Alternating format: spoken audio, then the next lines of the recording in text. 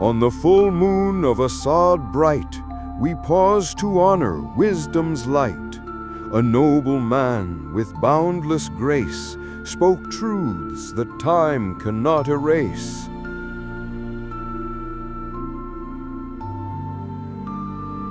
He turned the wheel, the Dhamma spoke, the cosmic silence gently broke. The gods rejoiced, the heavens rang, as truth was born and suffering sang.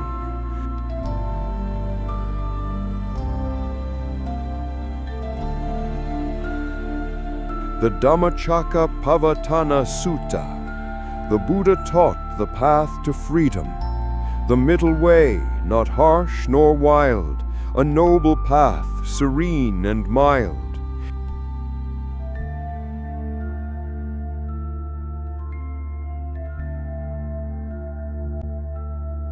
Eight steps he gave, the noble eightfold way, to guide the heart, to clear the day. And Kondanya saw, and knew, and smiled, the first to walk, the Buddha's child.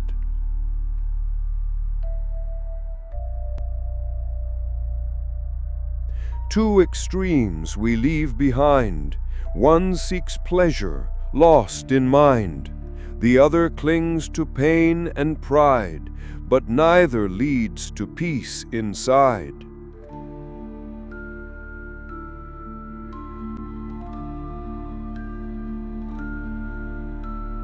The four noble truths were then revealed, that suffering lives and pain is real. Its cause is craving, deep and blind, but ending it, we free the mind.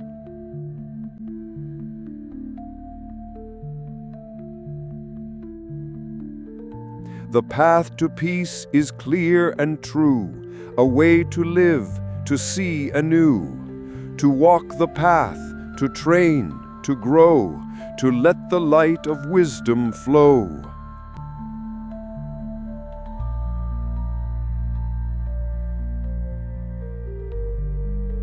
This peace, nibbana, calm and still, is not a place, nor worldly thrill. It's not a heaven, not a throne, but freedom felt when self is gone.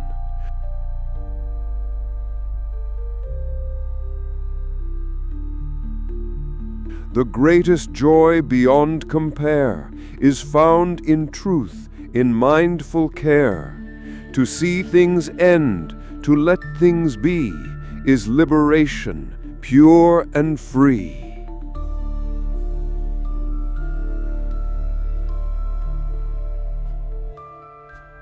Welcome, curious minds, to the deep dive. Today, we're doing something a bit different. We're exploring a really pivotal moment, not just in history, but in wisdom itself. And we're doing it through this quite elegant poem called Turning the Wheel of Truth. Right, it's inspired by a traditional Thai Dhamma poem, which is interesting in itself. Exactly. It gives us a fresh look at something ancient. So our mission today is to really unpack Asapuja Day and, the Buddha's first sermon, the Dhammacakkappavattana Sutta. We'll use the poem as our guide. And what's key here, I think, is how the poem focuses things. Yeah. It deliberately leaves out the supernatural bits you sometimes hear. It zooms in on the historical moment, the core teachings, aiming for those universal truths that just, resonate.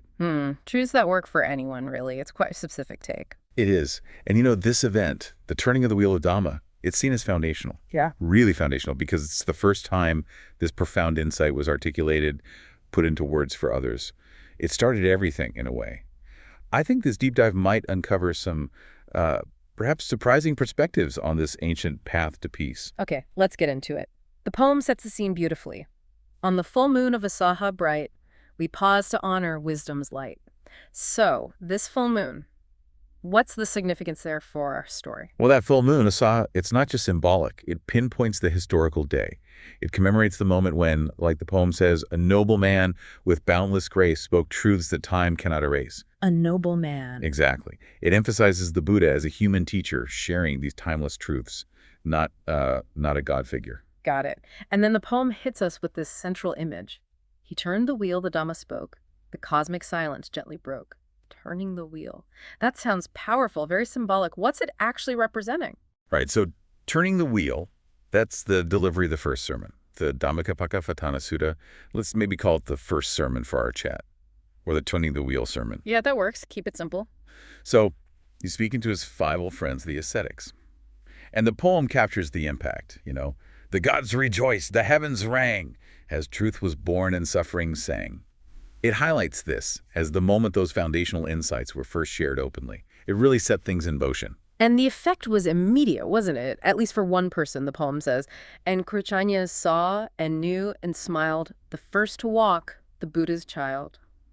What about that instant recognition from Kutanya? That's crucial. It speaks to the direct power of the teaching. Venerable Anya Kutanya. Yeah. He was the first to have a major breakthrough. He attained what's called sotapanna, the first stage of enlightenment, like a light bulb just switching on for him. Wow. Yeah. His immediate grasp shows how the Dhamma, once that wheel starts turning, begins to ripple out and take root. Finds fertile ground, you might say. Okay, so the wheel's turning, Kutsanya gets it. This leads us right to the core message, doesn't it? The middle way. The poem puts it nicely. The Buddha taught the path to freedom. The middle way, not harsh nor wild. A noble path, serene and mild. Can you maybe elaborate on this middle way? What does it mean in practice? I think the poem explains it really well by first showing what it isn't. It says, 2 extremes we leave behind. One seeks pleasure, lost in mind. The other clings to pain and pride, but neither leads to peace inside. Right. So avoiding both indulgence and extreme self-punishment. Exactly. Think of it as, finding a balance. Avoiding attachment to just chasing pleasure, but also avoiding harsh self-denial or asceticism. Neither extreme works. The middle way is that path between them. It leads towards inner peace, towards clarity. It sounds, balanced, serene and mild, as the poem says. But is it always easy? Well, serene is the goal, maybe not always the moment-to-moment feeling on the path. It requires effort, discipline. And that's where the next part comes in. The poem gives practical steps. 8 steps he gave the noble eightfold way to guide the heart to clear the day. The noble eightfold way. Okay, so this is the how-to guide. Precisely. It's the practical framework. Yeah. These 8 steps are designed to cultivate your mind, your ethical conduct, your wisdom, to guide the heart to clear the day. That line really captures it. It's a method, a kind of training for achieving that clarity and insight in your life. Right, a sort of mental and ethical toolkit. You could say that, yeah. And underpinning all of this, in that first sermon, are the 4 noble truths. The poem highlights these 2. They seem absolutely foundational. Oh, completely. They're the bedrock. Yeah. The poem lays them out very clearly. First, that suffering lives and pain is real. Acknowledging the reality of dukkha, of dissatisfaction. Yes. It's not pessimistic, it's just realistic about the nature of our usual experience. Impermanence, unsatisfactoriness. Okay, number 1. Second, its cause is craving, deep and blind. This identifies the root, the grasping, the attachment, the desire. That's what fuels the suffering. Well, the why, got it. Third, but ending it, we free the mind. And here's the hope, the crucial part.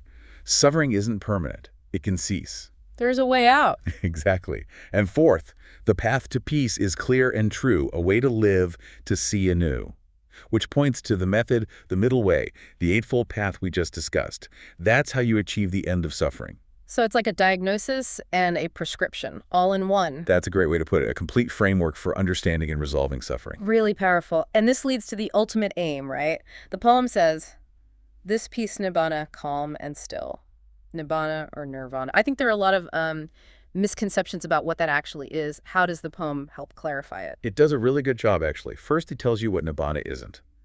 Is not a place nor worldly thrill. It's not a heaven, not a throne. Okay, so it's not some external reward or destination? Exactly. It dispels those common ideas. Then it tells you what it is. But freedom felt when self is gone. When self is gone. That's profound. It points to nibbana as an internal state. It's liberation. It's the freedom you experience when that illusion of a fixed, separate, permanent self dissolves. It's not about disappearing. It's about extinguishing the fires of craving, aversion, and delusion. Ah, okay. The extinguishing. Makes sense. And the poem ends this section so powerfully. The greatest joy beyond compare is found in truth, in mindful care.